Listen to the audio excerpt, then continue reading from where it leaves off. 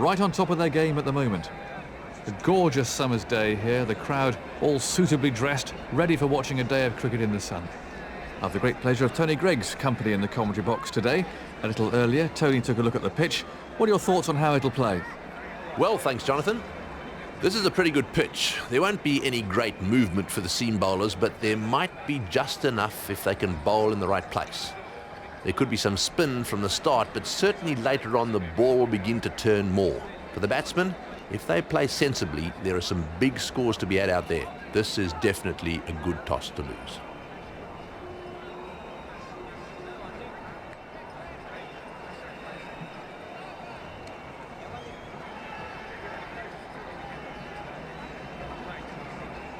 I can see the captains are waiting to toss the coin, so let's get down there and see what happens.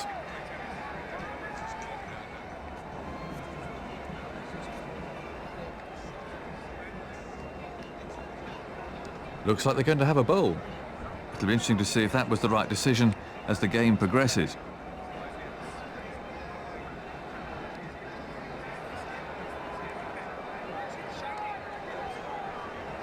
There's a really good crowd in the ground today, and they'll be anticipating a great cricketing contest between these two sides. The players are on the pitch already, so play will soon be underway.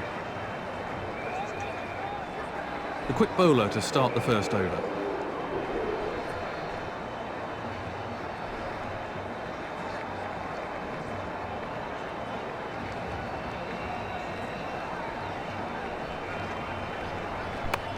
Well, that's wonderfully timed.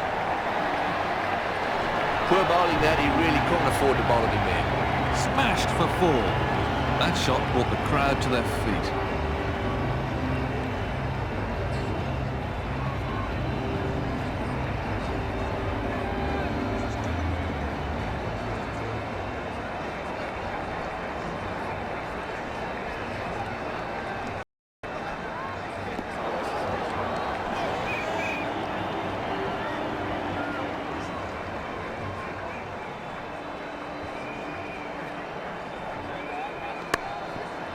Fine fielding.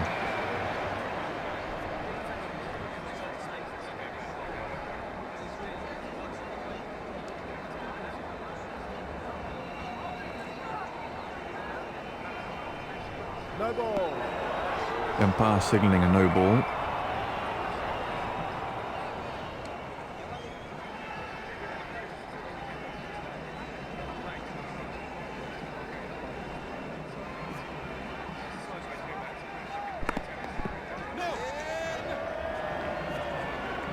No runs there.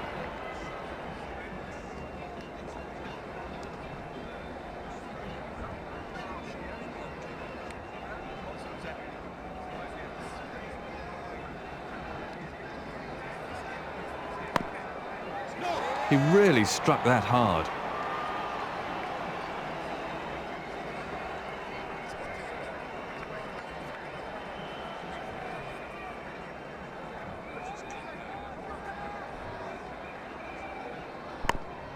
That's a sensational shot. That's 4 more. On a pitch like this, I feel for the bowlers, there really is no margin for error. Well, he's playing to the crowd now.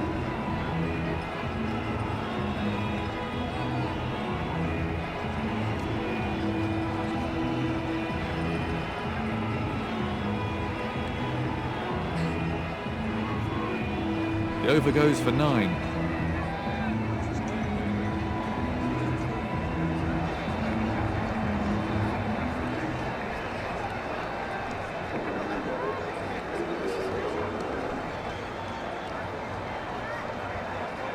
That's the end of the fielding restrictions. Expect the captain to start changing things around now. The captain needs to think about saving some overs from his best bowlers for the closing stages of the innings. No runs scored.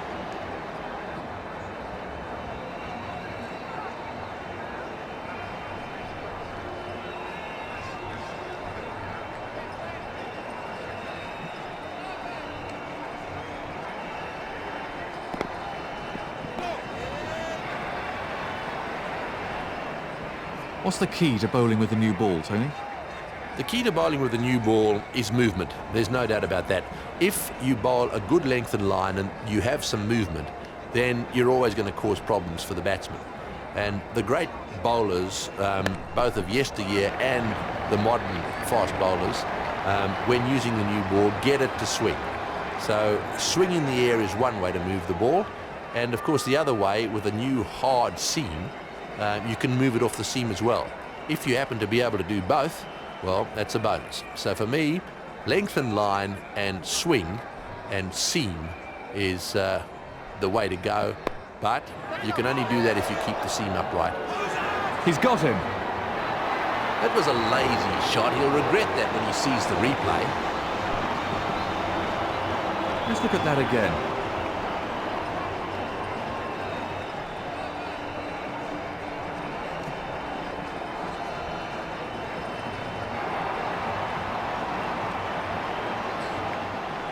The new man in can't afford any lapses in concentration here.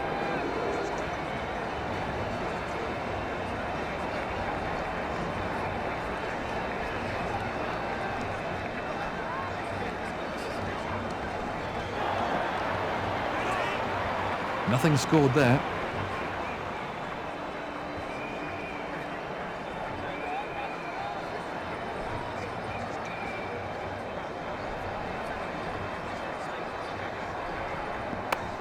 Lovely shot. That's beaten the fielder to the fence. Wonderful shot. He really punished the bowler there. That was a confident shot.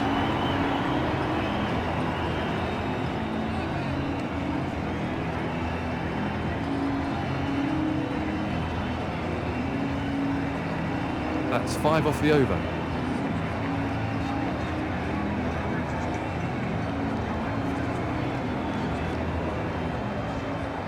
A medium pacer to start a new over.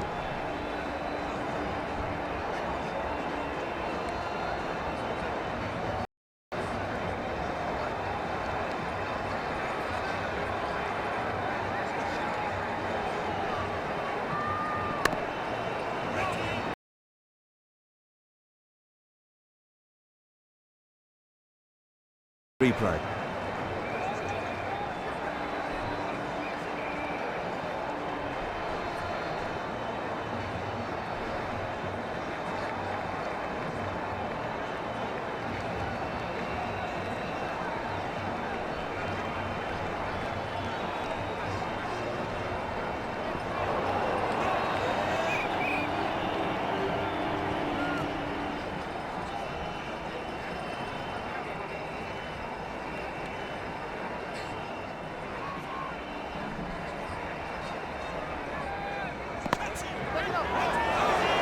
That's out. Caught.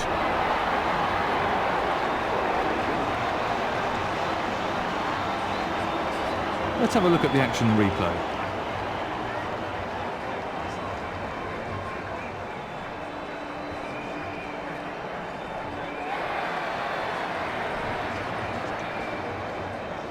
Left hand, right hand combination at the crease now.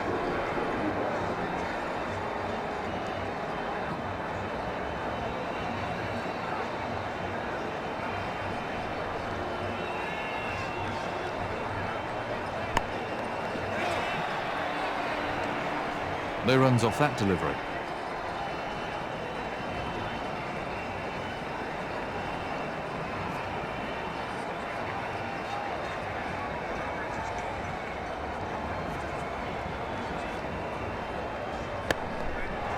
That must have stung his hands.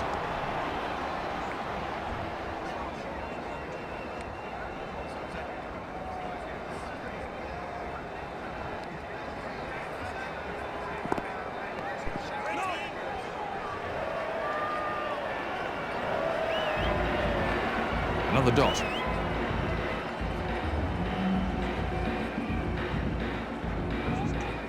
Maiden over for the bowler.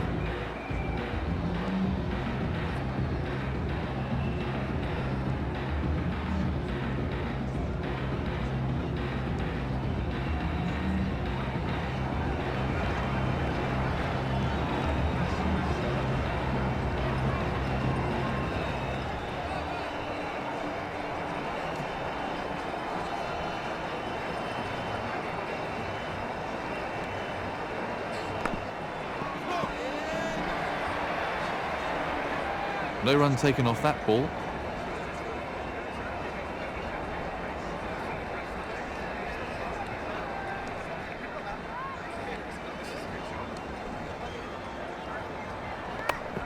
Top quality shot.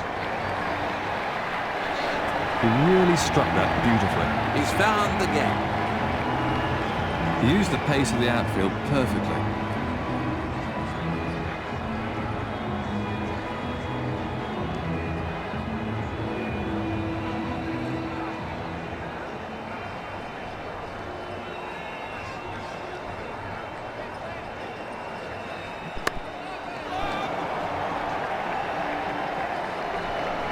Batsmen are coming back for two. Confident appeal. Let's see what the third umpire says. Let's look at that again.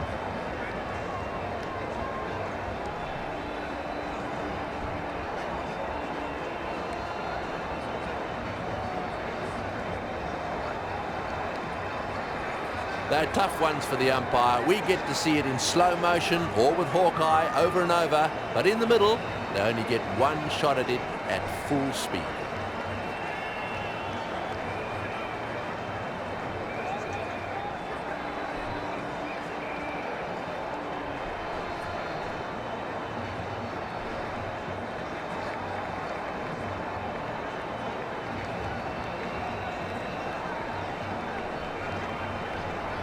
There's the signal. He's safe.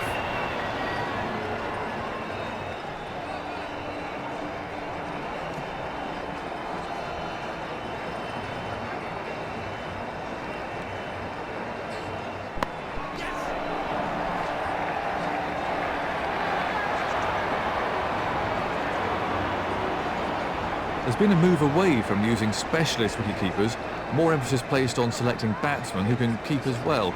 Do you think it's just a phase, or is the specialist glove man gone for good? There's always been debate about wicketkeepers and who in fact should be selected in the top teams. I was lucky. The England selectors picked Alan Knott, who turned out, as far as I'm concerned, to be one of the best wicketkeepers ever. He also was very, very good with the bat and worked very hard at that. And that, I think, is what's more important than anything. There is no wicketkeeper that should rest on his laurels and allow or accept that his batting is going to be secondary. His batting should be every bit as important to him in the modern game as his keeping. And I think that philosophy does apply these days, not only to wicketkeepers, it applies to fast bowlers and spinners as well. Everyone is trying to bat well. And they all know, and that's the wicketkeepers I'm talking about, that unless they can bat, their chances of maintaining the top spot aren't quite as good.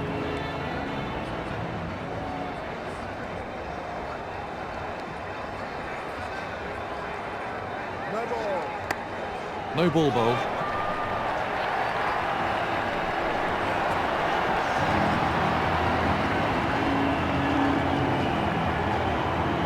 It was in the air, but pretty safe.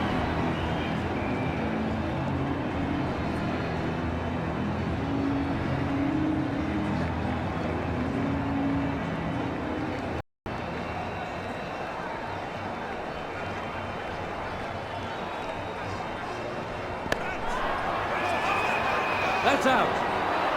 Yet again, the batsman fails to follow the ball, and he's out. That's an important catch. He did well to hang on to it. And from another angle.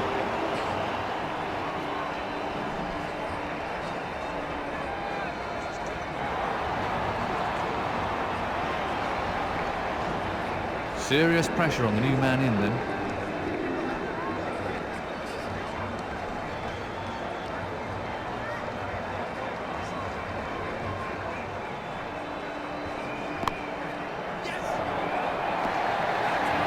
That was four the moment it left the bat. Oh, that's a wonderful shot. He looks in great shape out there. He hit that with great power.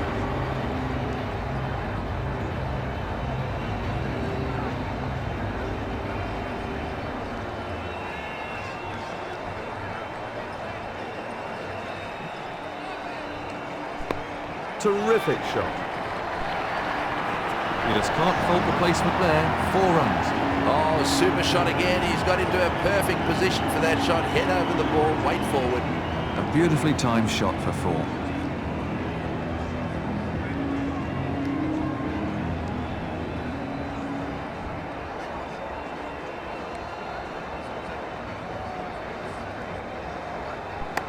Great shot. That's raced away for 4. Everything was in the right place there. It fairly raced to the boundary. He hit that with great power.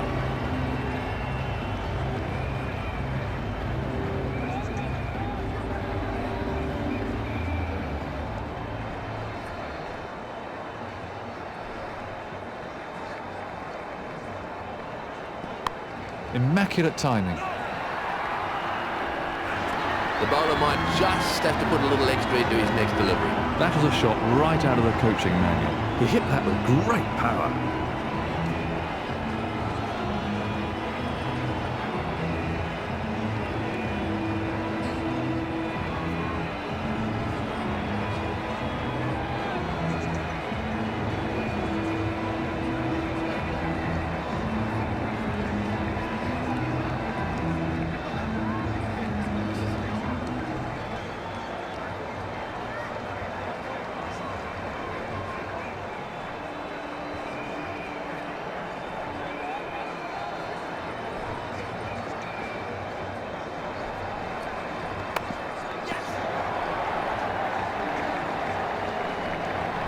Batsmen are coming back for a second.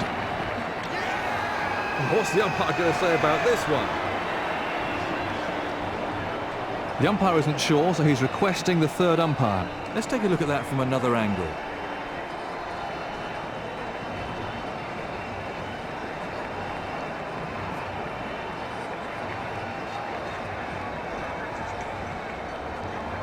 They're tough ones for the umpire. We get to see it in slow motion or with Hawkeye over and over, but in the middle, they only get one shot at it at full speed.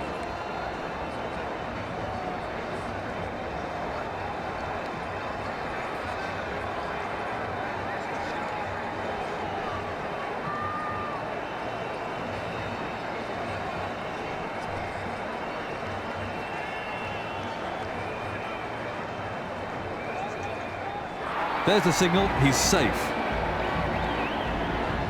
That brings the innings to a close. He's getting a polite round of applause as he makes his way to the pavilion.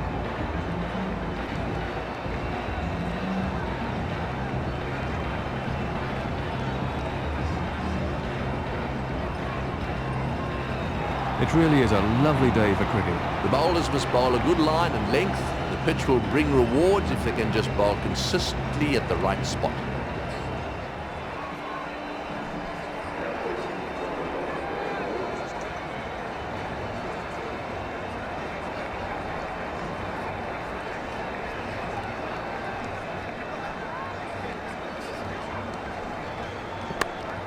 Very well played. Well, the bowler won't like that too much. He found the gap with precision. The fielder hardly had a chance to move.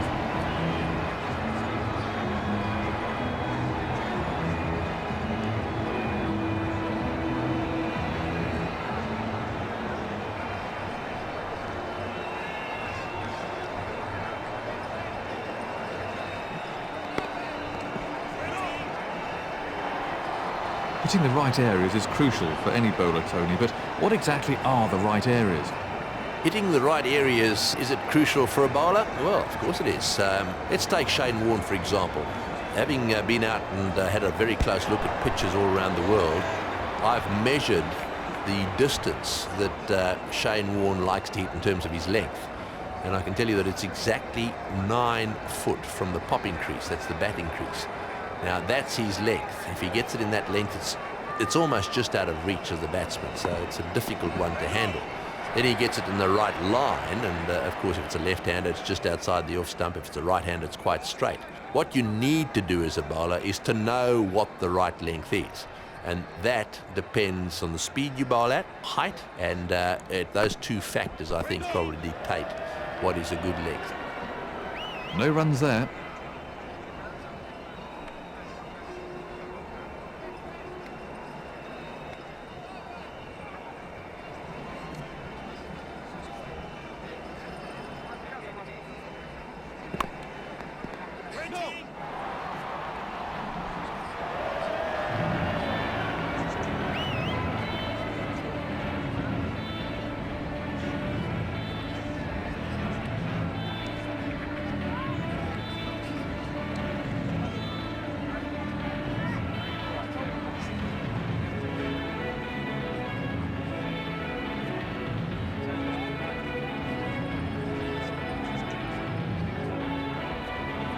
No run there. That's 4 from the over.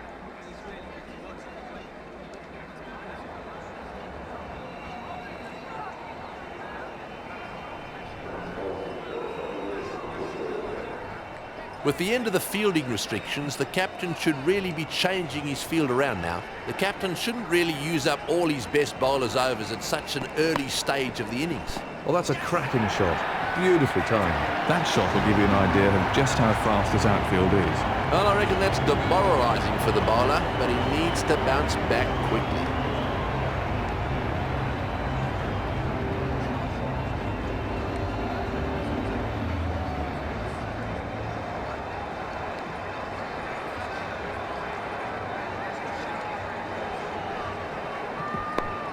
That's a sensational shot. A big slog and 6. Well, he played that with a lovely straight bat. The crowd really enjoyed that one.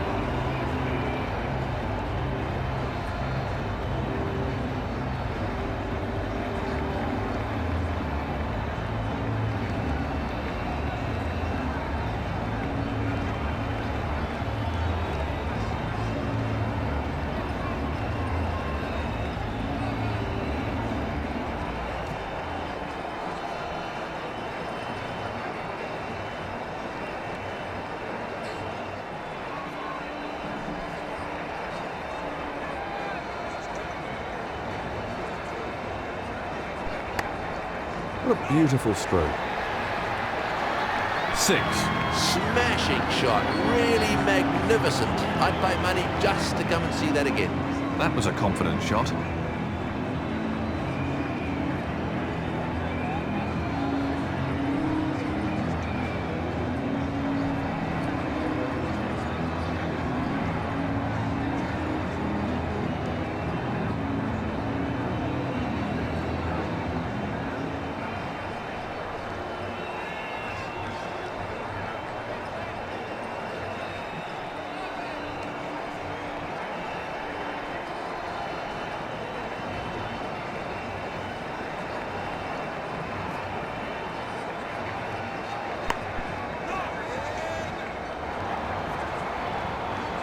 Dot ball.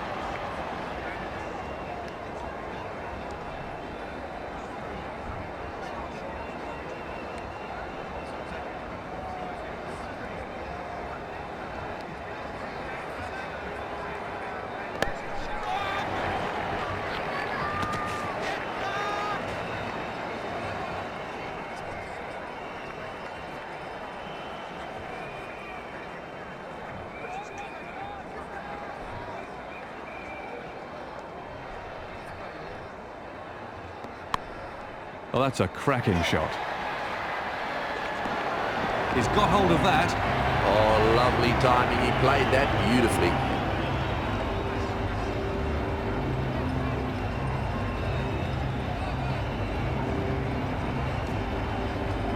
That was a very confident shot.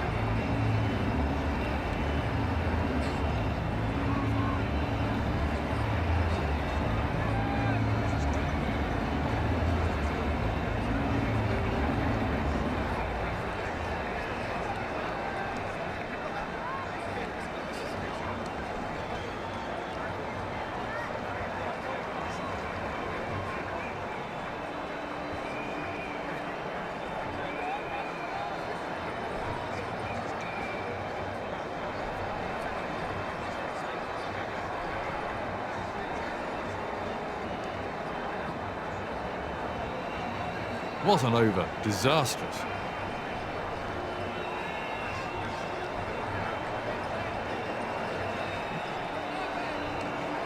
The leg spinner to start a new over.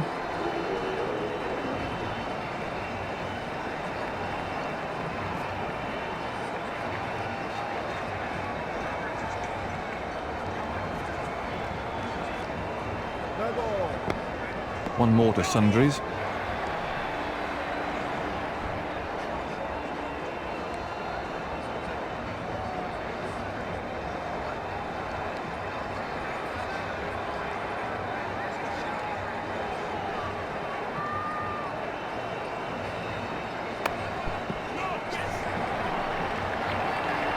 This could be close. That's a confident appeal. Not out. That really was a hopeful shout.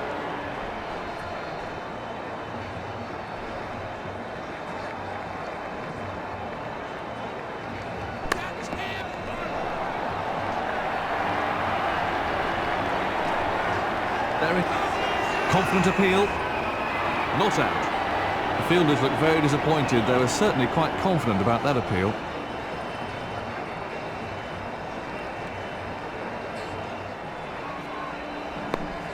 Great shot. That's in the stands. 6 runs. Absolutely effortless. He hardly seemed to hit it. It's been a rather expensive over so far.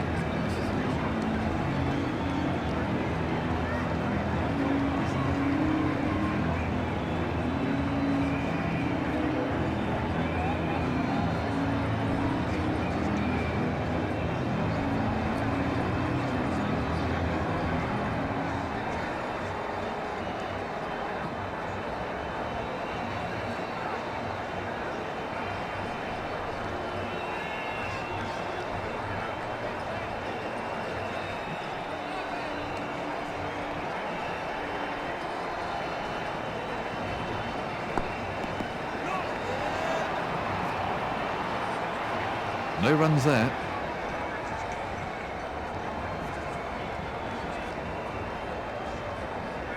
So the run rate stands at just under 5 and over.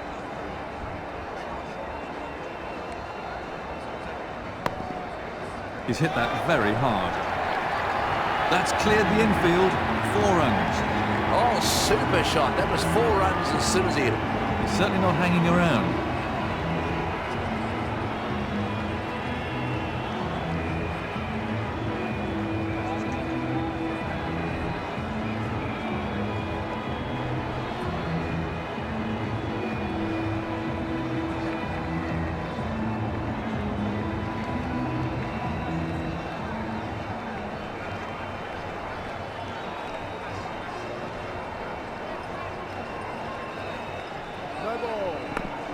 Umpire signalling a no ball.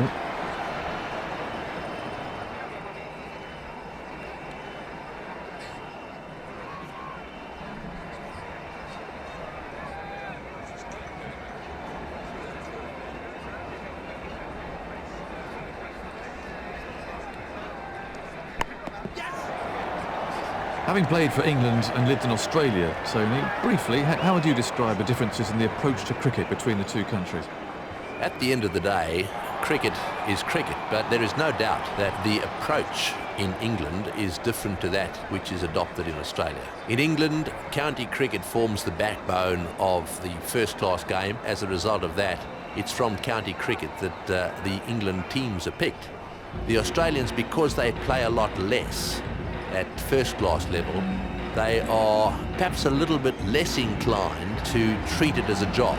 In England, you tend to be a 7-day-a-week cricketer. In Australia, you tend to be a part-time cricketer who needs to have a job. However, when you get to the top level, when you're playing for Australia or England, then it's much of a muchness. These days, there is a lot of cricket to be played, and it's a full-time occupation.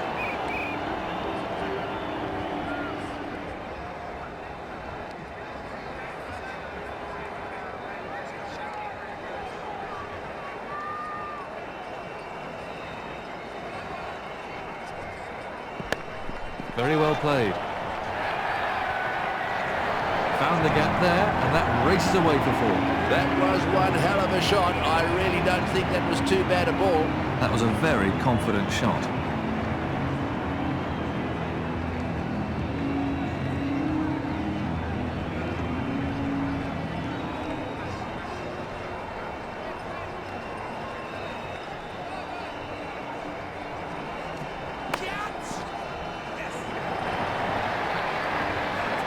That was beautifully put away for 4. That's just the kind of shot that makes the fielding captain want to tear his hair out. Very unlucky.